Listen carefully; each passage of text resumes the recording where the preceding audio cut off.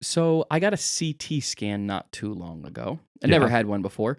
Kind of interesting to see that process. Very weird. Like for me anyway, I was laying on my back, and they are filling me with this liquid through my IV that they say it might make you feel like you're gonna pee your pants. It's very Yes. weird, and you have this light that comes on. All this stuff. Very interesting thing. I'm sure if you've had one, you know what I'm talking about. If you haven't, you don't. All that to say, very interesting. But it's also, it turns out, really interesting to look at the doctor's notes after you get the CT scan, right? When you have like this MyChart thing, at least where we Yes. live, it's called MyChart. Maybe that's different in other states. I don't know.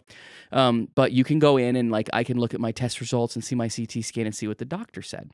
And I don't know what most of it means. I do some Googling and try to figure it out. I found it both interesting and upsetting how they described my organs, some of the organs they saw. and it said this, and I quote, urinary bladder, unremarkable. Prostate, grossly unremarkable for age. Now, here's the thing.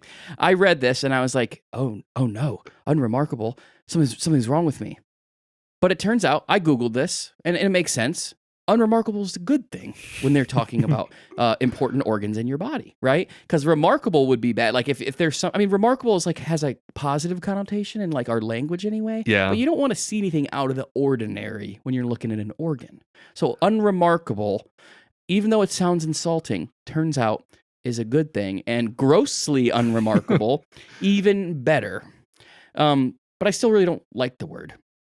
I think it's it just seems like a poor choice, right? And I was watching one of the YouTube channels that I watch semi-regularly. It's called Mythical Kitchen.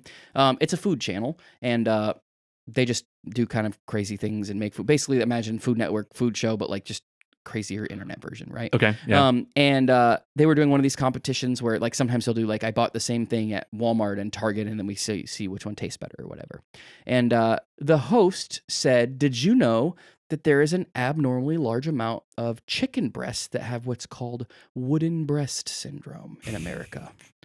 And I was like just immediately fascinated by this. And apparently in America, up to 50% of all chicken breasts that you buy at the store is affected by this. 50% of all chicken breasts in America. And get this, over 95% of those chicken breasts raised using commercial diets are affected by this disease. Chickens in America are diseased, okay?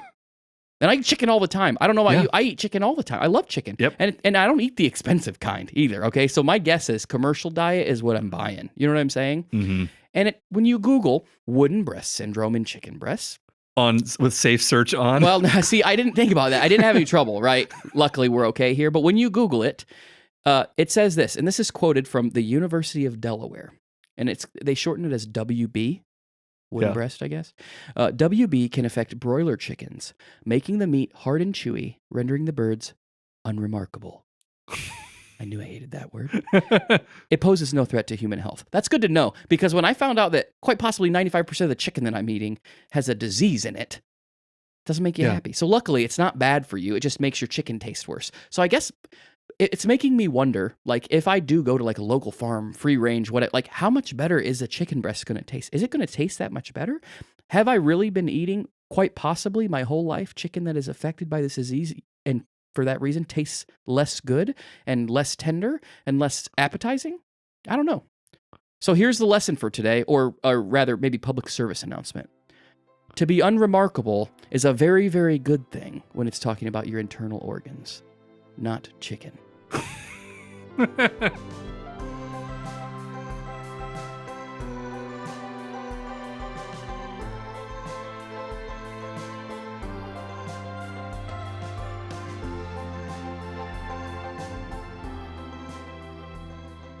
Willkommen zu Factoid Podcast. Du hast zwar nicht danach gefragt, ich werde es dir aber trotzdem erzählen. Ich heiße Payton Gessel. I'm Chris Humphreys. Thank you to my new friend Katarina for helping me translate that into German. I really appreciate it. I hope this isn't too personal of a question to ask you, Chris, but can you tell me a little bit more about how you and Kirsten chose your son's name? Yes. So, in fact, when we knew she got pregnant, you know, it was pretty early, like 5 weeks or whatever, like most people find out, you know. And I said, if it's a boy, his name's Wade. It's going to be a boy. We're naming him Wade. That's what I said. And, Wow. and like in my mind, there was no shot it wasn't a boy. So obviously that's one of those things where obviously, you know, it could have been a girl, but it was a boy and we named him Wade. That's because my favorite book of all time, Ready Player One, we've spoken about this. The main character's name is Wade. I didn't realize that was the connection. Yeah. Wow. And I've learned from coming up with names for Wade, right? Like we went through thousands, I would say, and Vito, this, oh, I know someone named that, and I knew them in middle school and they weren't very nice, whatever, right? Like, oh, we can't have them. And so Wade was one of the first names that we, like, it was probably the first name I suggested, and it didn't immediately get vetoed. And so you know if it doesn't immediately get vetoed, it's going into a pretty special pile. There was only a few names in there. And it turns out almost every name that I wanted to name my child comes off of some kind of media that was important to me. Whether that be a book or a show or a Christian radio drama. I really wanted to name my kid after someone in Adventures in Odyssey. I was about to ask if you meant Adventures in Odyssey. And so I think that there's still a possibility of somebody, whether it be a child or a dog or a pet, something from Adventures in Odyssey. Wow. Ready Player One. So that's a great answer, and that's going to come up here in a few minutes. Thank you. I've learned that in America, we are very spoiled with how we get to name things. There's a lot of freedom with whether you're naming an animal or naming a person, a child. And I learned recently in France that if you are naming a purebred dog, depending on what year it was born, you have to name it with a name that starts with a certain letter of the alphabet. So this is the V year. So if you have a dog that's born this year, you have to name it with a name that starts with a V. Is that just etiquette? So they want it to be easy to quickly tell how old a dog is. I do understand, because I was like, oh, that means if you know a V dog, you know it's from, like, because it's not going to live through 26. Yes, exactly. But it's like if you don't, what happens? I bet the organizations that run all of the purebred stuff, they might push back on you. Yeah. But like if you're just like a random person with a pet dog, like I don't think they're going to force you. So it's not that strict. Yeah, but that's interesting though. For sure. It is practical. Yeah. And speaking of practical and strict in some ways, probably the country that has the most strict naming laws is Germany. On paper, though, they don't. If you look at like their actual like government, like legislature and stuff, they are pretty open about what you name your child. That the parents are able to give their child a name that, you know, they're able to use creativity and kind of express themselves, as long as you aren't naming the child anything that's going to cause harm to them later on in life.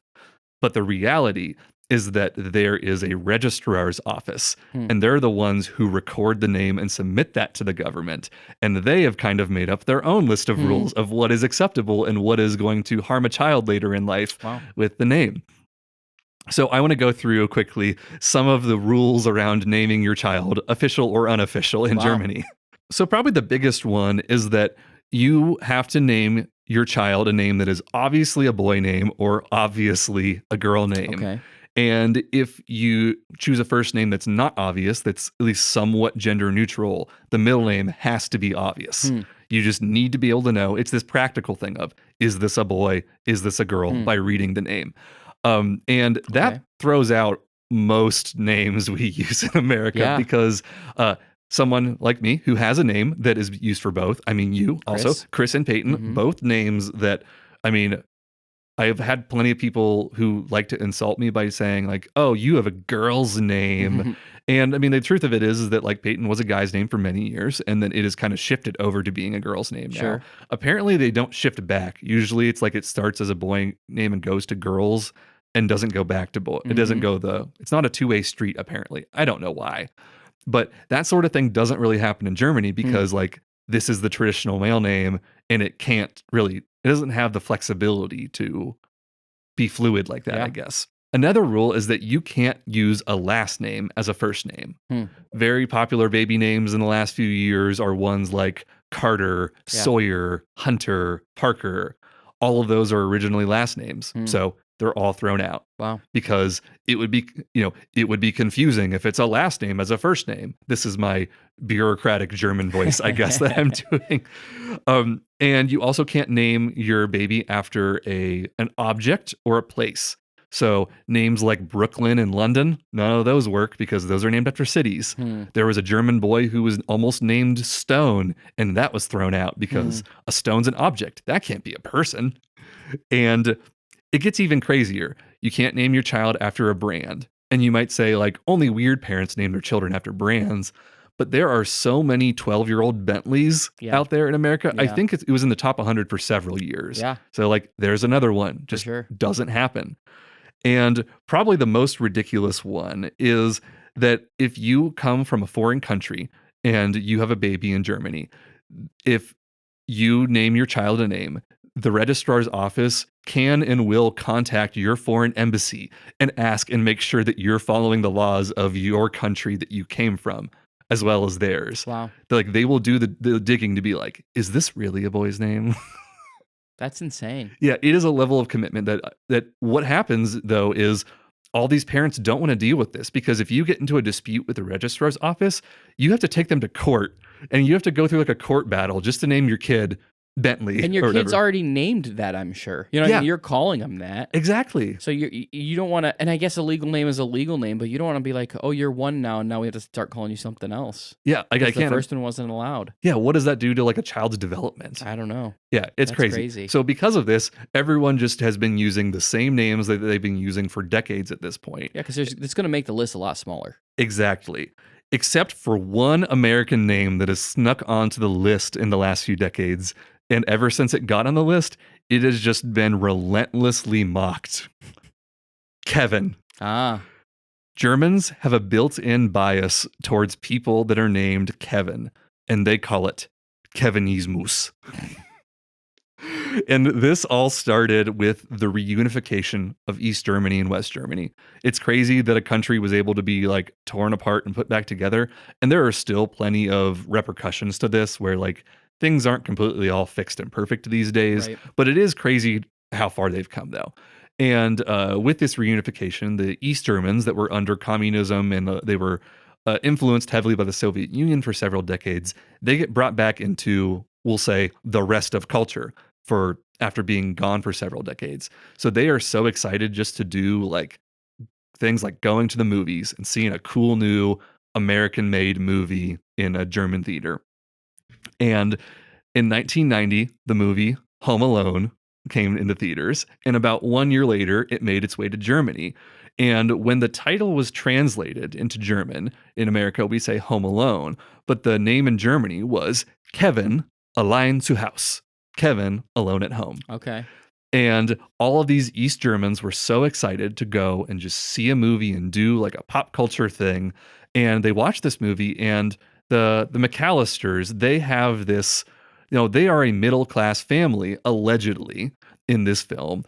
And they have a massive house. Yeah. And they go on a trip. They're going to Paris. Is that where they go? Paris, I think. And there's like 100 of them, and their house is 15 bedrooms. Yes. Yeah. Exactly. So all of these Germans are like, wow, this is the dream of capitalism. Like, our life is going to get better, and we're going to have a little baby Kevin who's going to grow up, and we're going to live this new German American-ish dream. And also around this time, it was not just Home Alone, but in 1990, another movie was released, Dances with Wolves. Have you heard it? Do you know much about Dances? I don't. I've never seen it. Or Yep, exactly. And it is starring Kevin Costner. Okay. And the only reason I know what Dances with Wolves is because of my high school German class. Okay. Because we had these ancient textbooks that were honestly written right around the time of the reunification. And what was funny is that we would get to like the chapter about talking about media and like what you like and what you don't like. So we would be doing these assignments, and we would have to say to each other, I love Kevin Costner. He did a good job in Dances with Wolves. Do you like Kevin Costner in Dances with Wolves? And like none of us had seen Dances with Wolves. None of us cared about Kevin Costner. But because of that, I know that it was a very popular movie at that time, starring a Kevin. So all of these young people who are going to the theaters, they're watching Kevin McAllister, and they're watching Kevin Costner. all start having babies, and they decide we're going to name our baby Kevin. Mm-hmm. And Kevin was the number one baby name in 1991 in Germany, which is crazy to have like beat out all of those others. And it was popular for at least several more years after that point. So as these Kevins start to get a little bit older, though, like that dream, that fake middle class dream that they were kind of hoping for, like sadly just did not happen. The East Germans like areas have been known for having like a lot of poverty over the years, and realistically, they may not have had the best upbringing for these Kevins, and maybe they weren't being supervised as much all the time. So there would frequently be a Kevin running around a playground, maybe making a fool out of himself, and you would hear a parent go, "Kevin!" or the teacher yelling, "Kevin, get down from there!" And you just like hear this as you're walking by, and you start to associate Kevins with being little troublemakers. That's right. So a lot of the teachers then, they would get like the class list at the beginning of the year, and they would, if they saw a Kevin on the class list, like the roster, they would be like, "Oh no, not another one." And there was a famous quote from a teacher that said, "Kevin isn't a name, it's a diagnosis." You're such a disease. Exactly. And it's crazy that this started to become more and more popular in their culture. And as these Kevins age, then come all the memes and all the articles being written about it. So, for example, a particularly troublesome Kevin is known as an Alpha Kevin. And Alpha Kevin almost made the German word of the year. Wow. But it got taken down because it was too offensive to Kevins. So, and then in addition to that, there's kind of like Kevin's friends have also been kind of identified, where the female version of a Kevin is a Chantal. I never know how to say that name, but it's a French name. And this is kind of the root of why the East Germans were naming their kids Kevin in the first place, because it was a pop culture thing that they saw, and they're like, "Ooh, that's an exotic name that I learned about in a movie. I'm going to name my kid that," which maybe Wade isn't the most exotic name, but it isn't that different than what you do. Well, to be fair, Kevin, I mean, maybe in Germany, but it's not really that exotic of a name either, right? No, I mean, around here, it's definitely not. No, it's normal for me. Yeah. At that time, it was more exotic, Sure, which is why. I get that. Yes. But yeah, but I obviously, from a piece of media that's important to you, that's how people get a lot of names, I think. I think so too. That's what I mean, that would be my first thought always, I think.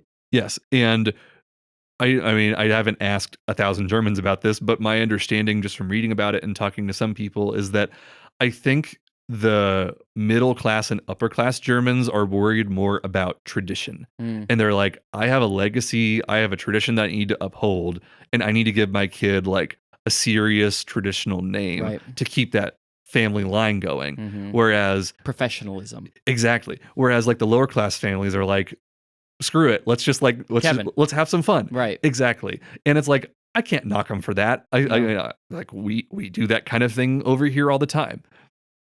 And what's funny is that my friend Kevin almost came with us to Germany a few weeks ago.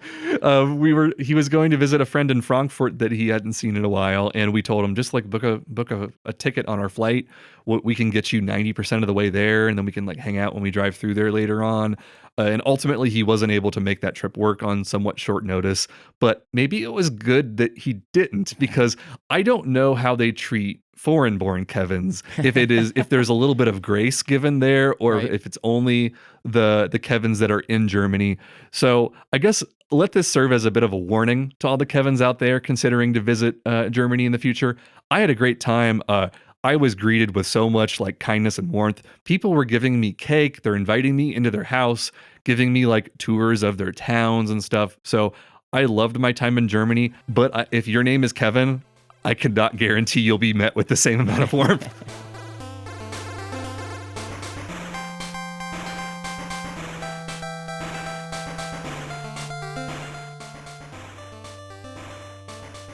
When we lived in Colorado, Kirsten and I and two of our very best friends, Grant and Mandy, I'd like to give them a shout out. I don't know if they'll ever listen to this, but if they do, miss you guys a lot. They're two of our best friends. We went to a different local Denver pizza restaurant every week for like a whole year. And it's crazy to me actually to think about that now, because I live in a town where there's a Subway and a cafe, right? So like to realize that there are places, Columbus even being one, but like places like Denver where you can go to 50 plus local places and still have more to go to is like pizza places, local pizza places. It's just like kind of mind blowing to me. Yes, I had some friends that did a March Madness style pizza bracket of just Columbus pizza places, and I think it got shut down because COVID started. Okay. But like they were filming episodes, and like I mean, they had like a 32 strong bracket. Well, that's the thing. We just wanted, our friends moved to Denver, and we live 45 minutes away, and so we're like, you know what? I said, Kirsten, we're just going to drive to Denver, and we're going to call and see if they're busy. Like, oh, you guys are here? Let's go eat pizza. And then I kind of started from there. I was like, hey, guys, we should go to a new place next week. And then we just kept going. Every week we did it. It was great. It was so much fun. And it was fun because who doesn't like pizza, first of all? But also we just got to do the things we normally would do, but then also eat pizza. You know what I mean? It was so much fun. And it was like really interesting to go to all these places because you would see just everything about them, and you would see how busy they were and what their style of pizza were, because there's so many styles of pizza.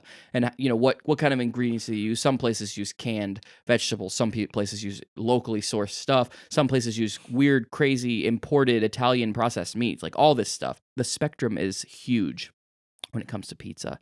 But what we realized quickly is that we did not start this out as like we're gonna start reviewing pizza places. But if you don't start like taking notes and, you know, taking photos of what you ate and remembering the menu item and like checking things out and writing it down, you don't remember what you did. Yeah. You don't remember where you went. You don't remember when you went there. You don't know what you got. And so we had to kind of at least keep track of it. And I didn't do very good, to be honest with you. Like I love to read like data and I love to keep data, but like it's hard to like be consistent with all that. So I wasn't very. And honestly, like I would love to just be able to know like when I went a place, where it was, and what I got. Like I wish I kept track of that. I just didn't.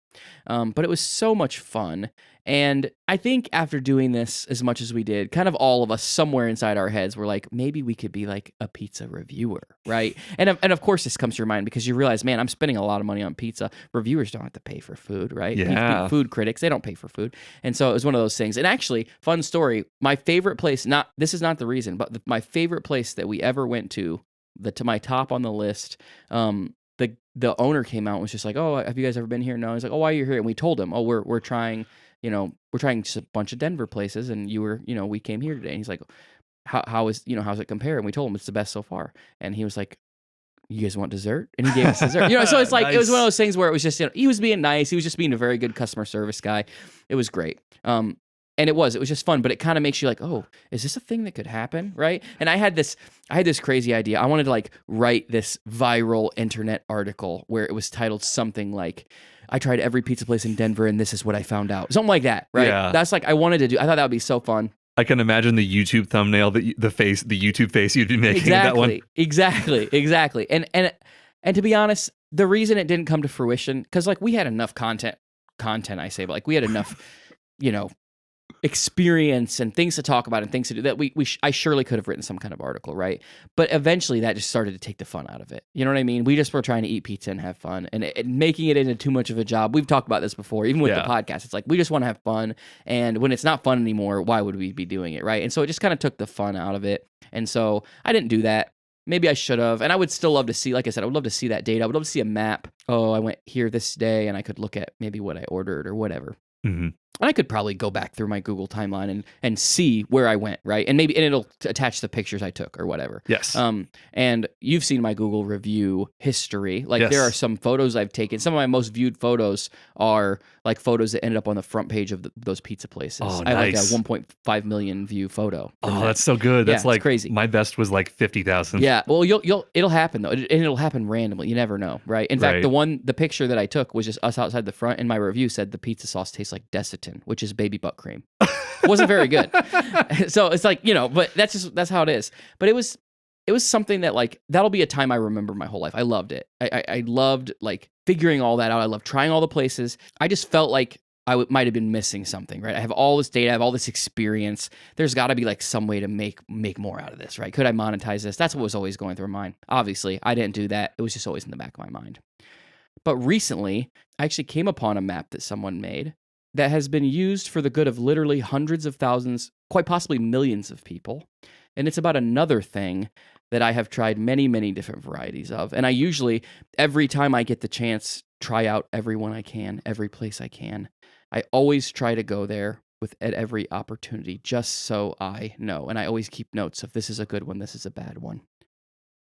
A girl named Teddy Siegel has figured out how to turn visiting, reviewing, rating, and sharing bathrooms in New York City into more than just a hobby. Her account is Got2Go NYC, and it has over 1 million followers where she shares freely with anybody who will listen about where they can go to the bathroom for free in New York City. And she made a map, right? She started this Google map, which is actually incredible. I've never been to New York City before. I'm not a very well-traveled person. We've talked about this, which is funny because you're a pretty well-traveled guy. I'm trying. But you've been to New York City, I assume? Yes. And I've never been, right? But apparently, there's a severe lack of free public restrooms in New York City. I believe it. And in a city with over 8 million people, especially one where it's one of America's most friendly public transportation and walking areas, right? You can get everywhere you can go without a car in New York City pretty easily. Mm-hmm. It's inevitable that someone will need to go to the bathroom at some point on their way, not at their destination, not at their home, but somewhere in the middle. And it turns out that's a very difficult thing to do in New York City. And Teddy Siegel has basically unexpectedly made her way into being one of the top advocates to access in New York City for public restrooms. She's actually been a part of this huge bill that got passed about it. That's And great. I mean, it's crazy, right? But she says she basically stumbled across this because she was shopping with her sister in Times Square and duty calls, right? You got to go. You got to go when you got to go. You got to do what you got to do. And she couldn't find anywhere. She went into businesses. She asked them if they could use them, and they would either deny her. They either didn't have one that public could use, or that you had to be a customer, or whatever it was. And you go around and around, and she couldn't find anywhere to go. And she's 24 years old, and so she did what most 24-year-olds would do, and she made a TikTok complaining about the fact that she couldn't find a bathroom in New York City. And this TikTok, even though she wasn't like a TikToker, right? It sort of picked up because that happens on TikTok sometimes. And Right. It had 10,000 or a couple tens of thousands of views, and people started DMing her like, "Hey, if you're in this area, go to this place. They have a bathroom." Or, "Hey, there's a restaurant here that'll let you go." Or, "Hey, there's a store here, or a gas station here." And so she kind of stumbled into realizing there's a need for people to know where to go to the bathroom, because you either know and you go, or you don't know and you have to ask someone who does know. And they have to be able to tell you. There was no database, or there was no accessible information about where can I go to the bathroom in New York City. And so she started it. But she didn't stop with location, because that wouldn't necessarily make the best TikTok, right? The best internet content. She writes everything. Location, cleanliness, even down to the type of toilet paper they usually have in those restrooms specifically. So you can go somewhere with a pretty good idea of what you're getting yourself into. And honestly, I think this is a great idea. Kirsten, I don't know if she would want me to share this or not. I don't know. But she always has, no matter where we're at, she always has a little bit of anxiety about where the bathroom is. Like if a restaurant or a business or a concert venue or whatever, she'll say, "I don't want to go. Do you know where it is? Where's it at? Is it down this hallway?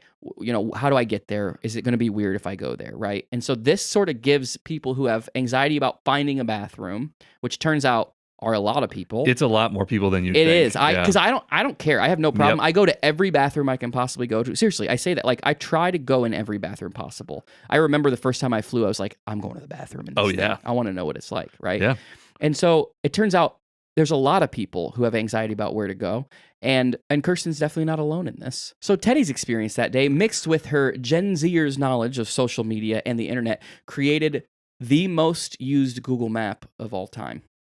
And if you didn't know, we were actually talking about this, so you know about it. I didn't know a whole lot about it. You can make a map with pinned locations, and you can share that with other people. You can copy it, you can share it to your friends. I think most people use it. Maybe you're planning a trip, and I'll send Kirsten, "Hey, we're gonna go to this place and this place and this place," and you can look at it, right? Or maybe you're trying to break into an abandoned cement factory, and you're trying to come up with some routes of how to theoretically go in this allegedly. I could see how that could be useful in that sort of way, right? Yes. And so she created one of these maps with all of the publicly accessible restrooms that she could find in New York City. And she would make a video about a lot of them and review them, but also just share the knowledge with anyone who wanted, right? And you can look up this map. It is the most used Google map that they've ever had. Wow. And this is a feature that Google Maps has had for years. I just don't think anyone up until this point ever really found a way to use it quite that effectively.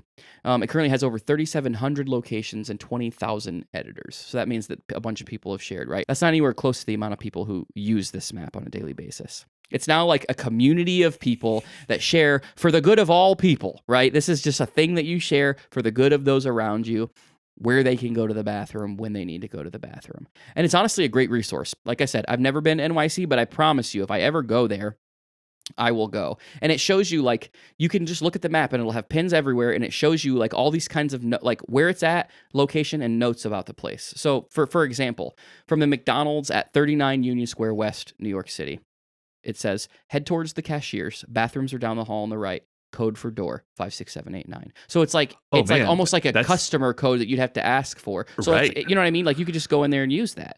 Or from the Roxy Hotel, quote, main entrance, walk past the reception, then keep right and go downstairs. And after the snack counter to your left, no code, just a bit dark. So it's like, I mean, it's like literally there are thousands of them. And it's crazy. That's so helpful. It's very helpful. And I don't think Google even thought this many people would ever use this feature, because as it turns out, still, after all these years of this map, I think this is for maybe 3 or 4 years ago this started, there's still crazy glitches with it. Like sometimes because it's so big or how many people are using it concurrently, like you'll have to click it like the restaurant or the pin or the location like 10 or 15 or 20 times to get it to actually load. In her articles about this, she'll say like, I promise it works, just keep clicking it. It'll work, right? But it's crazy. It's a great idea.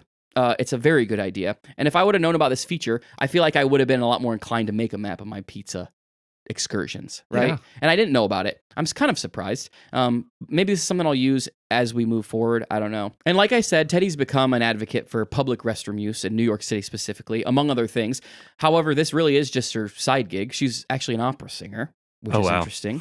But if I had to guess, I think she's probably discovered there's quite a bit more compensation for bathroom reviewers than she had ever probably imagined. In fact, I'm assuming I don't know this to be true, right? But I'm assuming this might be where a lot of the money comes from these days for her. But she's also an advocate that anybody can start this stuff. Anybody can do this. And she says maybe you should do it for a service that is needed in your area. Maybe there's something that people don't know how to do very well, and you could just share this with the people around you. And it's a thing that, like, with the power of the internet, it does seem like this makes the world a better place. That's awesome. It is. It's like it's a thing that would have been impossible 20 years ago, but now not only is it possible, but it's free, it's accessible, and anybody can do it for any reason. Which is what makes the internet bad at the same time as it good, but it also makes it's so good. And honestly, I do think the world would be a better place if things like this existed for everything. If we just had immediate access to important information that we needed everywhere we went. I meet so many people who find out for the first time about a local place because I tell them. You know what I mean? And it's like, it shouldn't be that hard to find out about these things, but sometimes it is, right? Information just doesn't get out as easily as you would think it would. Access to information is important, and it's possible. And it doesn't just have to be done by a huge company or some big movement. It can be just somebody who needs to poop. So let this be a lesson and an encouragement to you. You can change the world. You can make a difference. Just get out there and go to the bathroom.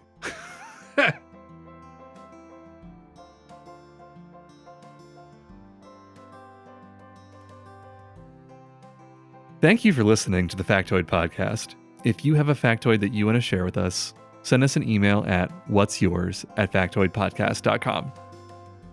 You can find us everywhere you find your podcasts. You can listen to us anywhere you can listen to podcasts. That includes the bathroom. And if you want to look us up on the internet, our website is factoidpodcast.com. We'll see you in 2 weeks.